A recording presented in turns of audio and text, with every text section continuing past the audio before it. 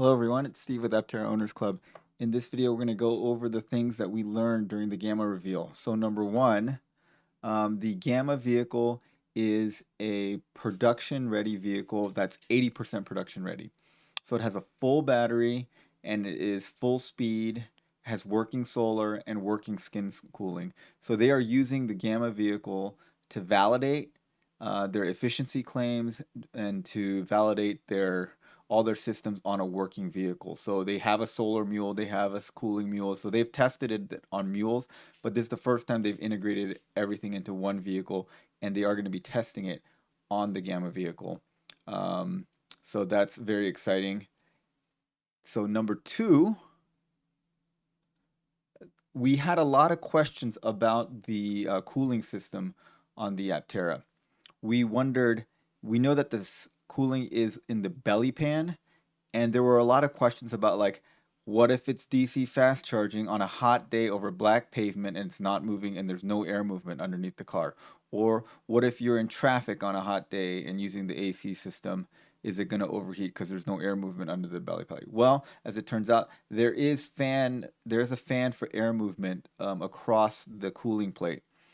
So the normal way when the car is moving, the air will move underneath the belly pan and dissipate the heat through the belly pan's cooling. However, if you're going under 15 miles per hour or stationary, there is a fan that will pull air from underneath the cowl down over the belly pan cooling pan. So this airflow will be internal above. So usually the airflow is below the belly pan on the exterior of the vehicle.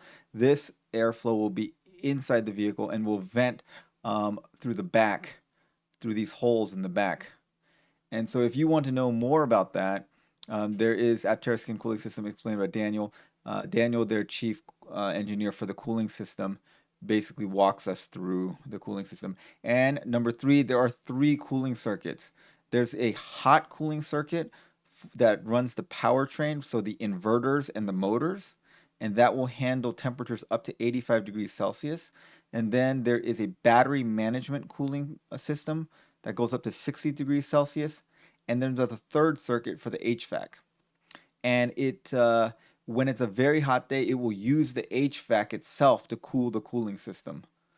So they have it all figured out. Okay, so number four, Alafe has a new custom motor for the Aptera. It's a motor specifically designed for the Aptera. Before we had seen the previous alpha and beta models using this M700 motor that Alafe has made, but they have made this motor, which is a custom motor, and it is supposed to be better. I don't know how it's better. Is it like more efficient, or is it lighter? Is it more powerful? I'm guessing it's more efficient, but we don't have specifics on it yet. They haven't told us specifics. All we know that it is a motor that's specifically made for the Aptera and designed to work best for the Aptera. So here is the standard M700 motor that has been used, and this is the new Aptera specific motor. All right, so number five, the Aptera we've always been told that it's 88 inches wide. When I went and measured the Gamma, it is 85 inches. Now, some people said, oh, it's probably the width when the wheels are turned. Well, if the wheels are turned, it's way wider than 88 inches. These wheel pants are huge. So if you turn them, you're going to get, it's wider than 88 inches. But if they're straight on, it's 85 inches from the widest part to the widest part. So that was interesting. It fits 6'5" people without any difficulty. So there is this video of Jack. He's one of the fully charged presenters. He's 6'5" and a bit, according to him. So a little taller than 6'5", and he gets in there, and there seems to be. I mean, he's a big guy, so it's a little bit of a tight fit, but he doesn't seem to have much problems with it. Gets in there very easily. I think he has a little bit of headroom. He's not rubbing at all. He probably has like an inch of headroom at least. There is another video on Mike's channel and Cyber Owners. He has a friend who's 6'5", but a bigger guy. He fits in there as well. So no problem there. And then number seven, the wheel cover clearance is currently 3.5 inches. And I talked to Charles. He's the guy in charge of the wheel covers. and he says that that is in flux, and they're still deciding. They're going to be using this gamma, driving it all over the place, and deciding, is this too low or too high? It's probably a little too low, but they're going to adjust it based on their experience. Then uh, number 8, the front and back of these wheel covers are made of EVA foam, which is what Daniel's holding here. And if you want to find out more about what he's saying, you can go to this video on our channel. The Gamma vehicle, actually, this is not EVA foam on the vehicle. I touched it. It's plastic, just like it's some kind of composite or plastic material. But in the production vehicle, it will be EVA foam. That way, they expect the EVA, the front and back, to abrade a little bit during use. Now, people are worried about this clearance. Now, you have to remember the wheel cover moves up and down with the suspension.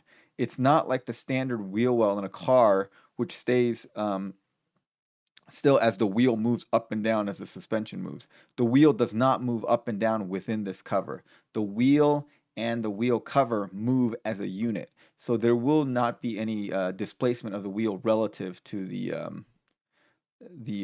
wheel cover. So at the middle part of the wheel cover, where the wheel is actually contacting the ground, you can have very little clearance. But at the edges, if you hit a pothole or something, it's gonna, as the wheel climbs out of the pothole, this is gonna bottom out a little bit, or as the wheel enters, the front will bottom out a little bit. So they're expecting these these parts to abrade a little bit, and they want it to abrade to your use case scenario. So like if you have a steep driveway, you're going to probably abrade the front part of the wheel pans. And they designed it that way out of a material that as it abrades does not change its appearance, so it'll look like it was just made that way. That's the point. Okay, number 9, the HVAC unit vents come from around the screen. This was suggested by one of our viewers, and it appears that he was right. Um, I think he was. I think he was one of the guys on the Discord channel, um, and he was right. And it does come around here. They also have vents underneath the windshield for defrosting the windshield, as well as vents underneath for your feet. So they have 3 vents there, here, around here, and below. And the vent air around here can be directed up, down, right, or left, much like the slit vents on a Tesla. They plan on offering a third seat, as was said by Chris Anthony during this reveal, during the question and answer session. He said that they would offer it on the 25 250-mile small battery vehicle. I don't know why that makes a difference, because when they showed their battery packs, the 25 and the 40 were about the same size. They just had less modules in it, but the battery pan was the same. And also, there's a large central corridor bump there that gets in the way of a third seat. I don't see how they would do it without redesigning the bottom shell a little bit, but maybe they plan on doing that. Obviously, that's a plan. Chris said it, so I think it's planned to have a third seat. I would personally love a third seat. I've been asking them about a third seat for over a year, and I think a third seat, a small third jump seat, increases its usability quite a bit for some people. You know, if you're like just dropping off your kid at school on the way to work, and there's 2 of you going, something like that. A third seat is very helpful. So I hope they do get a third seat. And Chris Anthony says they plan on a third seat. Um, Number 11, they plan on offering external solar. Now, there's a company called EV Solar Kits that makes these for like Model 3s and Model Ys. Theirs is kind of a Frankenstein system with a battery and everything. But Aptera is planning on just being able to just get solar panels and plug them into a port, and you get additional solar panels. They have said that at least 1 kilowatt of additional capacity overhead on their solar. So a full Aptera has about 700 watts of solar if you get the full solar system. So you could theoretically add another 1,000 watts of solar through the system. That's another thing that I've been asking them for a while, and I think it's a great idea. Perfect for if you wanted to go camping, um, and spread this out and use your vehicle as kind of a mobile power cell. If you go camping or on a work site or something place remote, I think it's great. You have a foldable solar panels, put it in the trunk, and then pull it out. when you get to your destination. So they are planning on that. I don't know how soon that's going to be, but they have definitely said that is in the works, which I think is great. Number 12, interior materials are not finalized. So I talked to Jamie, who is one of the designers at Aptera, and he said what's very important is that they are looking for materials that are comfortable, durable, and sustainable. And they're not just going to greenwash it. They're not going to use materials just because it's pseudo sustainable. They want something that's really sustainable, and they're not going to try to pretend to be something they're not. So this was pineapple leather, and he said that that's probably going to change. They didn't like the characteristics of it for one reason or another. And so he said the look is going to be like this, but don't fall in love with the materials because they are changing a lot of these materials around, but the look will remain the same. The bungee cords here are pretty tight, and so I think they're going to do a better job of holding cups than you think. I've never had experience with cup holders like this. I really like it because one of the things I really asked them for is, will it be able to hold giant water bottles? Because my family likes to use these giant water bottles, and they don't fit in any cup holder in any existing car right now. But it would fit in here, and I think that's great. Okay, so number 13, there are going to be towing points and jacking points. And if you want to hear more about that, there's a video like this. But basically, they're going to put uh, what sounds like, I mean, they didn't confirm it, but from the way they said it, I suspect that this is the case. They're going to have like little ports underneath here, probably in front of the rear wheel for jacking up the rear wheel. You take this EVA foam off, and there'll be like a recess here that you can screw in a jacking point. So you screw in this like metal plate or something, and then you can put the jack underneath that and jack the back of the uh, Aptera up. In the front, it's probably gonna be somewhere around the control arms. Maybe there'll be a recess there too, to screw in another one, or maybe there'll be a place right on the metal that you can jack it up. But there are jacking points. They're obviously thinking about that. The car has to have jacking points in order to work on it and to change the wheel and things like that. And so they definitely have that. They also said that there's going to be toe points. So it's going to be probably underneath this nose cone, and if you've seen any modern cars, there's like a little plug that you can unplug and has a recess, and you can screw in like a tow hook. Um, so a lot of modern cars have that. It's going to be here. And someone mentioned to me, although it's not confirmed, that they're like behind this EVA foam block here. If you take that off, there's going to be a square tow hitch receiver in here. So that's if they were to put a tow hitch receiver, it would be in here. One of the engineers, I forget who it was, kind of mentioned that that's a possibility. All right, so they have a lot of things that are planned, and they are thinking about them. The solar panels are a 7-layer encapsulated system. I didn't find a solar encapsulation engineer to ask them about what the encapsulation materials are, and I kind of doubt that they tell me because I think this is one of the things they're trying to get a patent on, so they're not going to tell us exactly what the materials are. But they've worked hard on making this a robust system to be really sealed and survive weather. They were shooting. One of the engineers were telling me that they were shooting ice balls at it the size of softballs to make sure it would survive that and still function even after that. Hopefully, our Apteras never have to survive softball size hail. That would be kind of crazy. But they are testing it for that and testing it for heat and vapor and things like that in their little solar testing rig that we saw a few months back. All right, number 16. Solar panels are a separate assembly. So one of the things when I first looked at Aptera and I saw the cosmetic solar cells that were in the alpha, they were like kind of glued into the body, and they said that the solar panels would be replaceable and upgradable. And I was wondering, how in the world are you going to replace or upgrade these solar panels that are basically glued into the composite body? Well, now I understand how it's going to work. There is this 7-layer encapsulated module, and you can see here it's about 4 or 5 millimeters, maybe 5 or 6 millimeters thick. This whole assembly can come off and be replaced.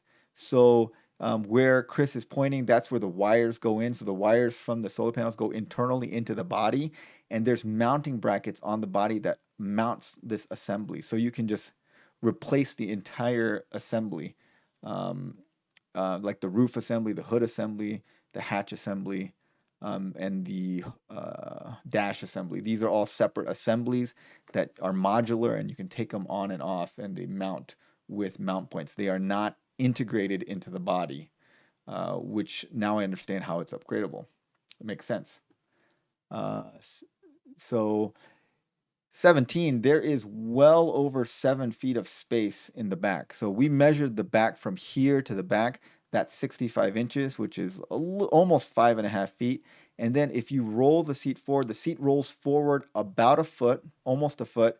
But then when you, this is at the bottom, when you lean the seat forward, the distance from here to here is well over 2 feet. So I'm thinking you can stick something back here. I wish I would have remeasured it with the seat in this position, but I didn't think of it. But I'm guessing from here at the level of the deck, from the back of the seat to the back is going to be like 7.5 inches. I mean 7.5 feet. 7.5 feet. So I think there's plenty of space there. And I think if you took this seat out all the way to the front, is probably well over 9 feet of space. So you could put some pretty big things in there. There is going to be dual front airbags. Now, so on the passenger side and the driver's side, they're going to be that little squared recess area in the front is going to be, yeah, look, let's see right here. This square area right here is going to be where the airbag is. I thought for a moment that that's where the headrest of the seat would incline into that. The headrest of the seat does not incline that far, but that's where the seat airbag is, and then the airbag's in the yoke on the driver's side. I asked them about side airbags. There are no side airbags currently. I don't know if they're going to change their mind on that, but currently there is no side airbags, just front airbags. Aptera has a silicon carbide inverter. Now, this is the inverter. What the inverters do is they take the DC current from the battery and turn it into AC current to work the AC drive motors. There is one inverter for every wheel. So front wheel drive Aptera is going to have 2 of these things, and all wheel drive Aptera will have 3 of these things. They are silicon carbide, which are much more efficient than the previous inverters that were in the alpha and the beta, and these are the type of inverters that are used in the higher performance EVs currently. Um, so there's a motor controller that tells these inverters how much power to generate. So the controller is separate from this. The controller tells the inverters how much power to give, and then the inverters take that information and provide the power to the wheels. There is a ton of software that's needed to make this solar panels work in a vehicle. So, I mean, when I talked to the engineer that was in charge of that, I realized that there's a lot of stuff that they're thinking about that I hadn't even considered. Um, it's like problems that you wouldn't think about that occur when you put solar panels on a vehicle. For example, most solar panel installations are on rooftops and on stationary things, so shading happens very slowly. Like clouds come over very slowly, or the tree cover comes in very slowly as the sun moves across the sky. However, in a car, the shade, as you're driving through buildings and trees and stuff, that it becomes shady and light within seconds. So you have to know when to switch on and off, trying to get power from the solar panels. So these are very complex software problems that need to be solved, and they're thinking about them. It's something that I would have never thought about. I don't know if you guys considered those problems, but Aptera is thinking about it, and they have an engineer or several engineers on that problem, and they're working on it, which is good that they're way ahead of us on this. Okay, number 21. The assembly line and manufacturing system has been planned out. Munro and Associates has helped them do this, and they have a schematic and they know exactly what's going to happen at every station. This was shown in the factory tour, and if you go to Raj's uh,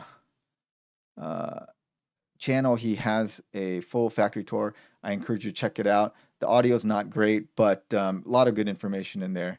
And so you can see that they have it all mapped out. They know what's happening in every spot, and so their assembly line is planned and ready to go. So they have station one. I think they have 13 stations, and they talk about like what happens at each station. Like so, at station one, you're attaching the rear suspension and the battery pack to the AGV, and then next they put the bottom shell in, and so forth. There are windshield wipers. Of course, we knew that. Of course, it has to have a windshield wiper, and it's probably going to be carbon fiber. The battery packs are going to use copper interconnects, and that's different because most of these interconnects, bus bars are aluminum, and copper, I believe, makes it a little bit heavier and a little bit more expensive, but the conductivity is better. So it'll be more efficient. So Aptera's decided to go pay a little more, penalty in cost and weight, probably very minimal differences, but for better efficiency. So instead of aluminum, they're using copper bus bars, which I think is cool, and I think the copper bus bars look nice. The other thing we figured out is that in the bigger battery packs, the 66 kilowatt hour and the 99 kilowatt hour battery packs, they aren't using the same cells. They're not planning to use the 2170 cells. They're planning on using bigger cells. He didn't specify which bigger cells it is. I don't know if it's the Tesla's 4680 cells or something else. It does look like their cell. They're not going to use pouches, so it doesn't look like they're going to use like the Blade battery from KATL. Doesn't seem like it. They're sticking to the cell architecture, but they did say that they're going to use bigger cells for the bigger battery packs. So it looks like they're staying with the flat architecture, but just using bigger cells to get more capacity. Um, but they had no further details on that. And lastly, we found out that Sandy Munro is very bullish on Aptera. He's personally invested quite a bit of his own money into them, and he believes they're going to be big. Like he was quoting, like producing 300,000 units a year, which is ridiculously large production volumes. So Sandy Munro, who is a well-respected guy in the industry, is very bullish on the Aptera, and so I think that's great. Um, so that's the stuff I figured out from the Gamma reveal. If you figured out other things, please comment below. Tell me what you guys think. Thanks as always to our supporting members. Really appreciate all of you guys. We've had lots of new members join recently, and I really appreciate the support. And have a great day, everyone.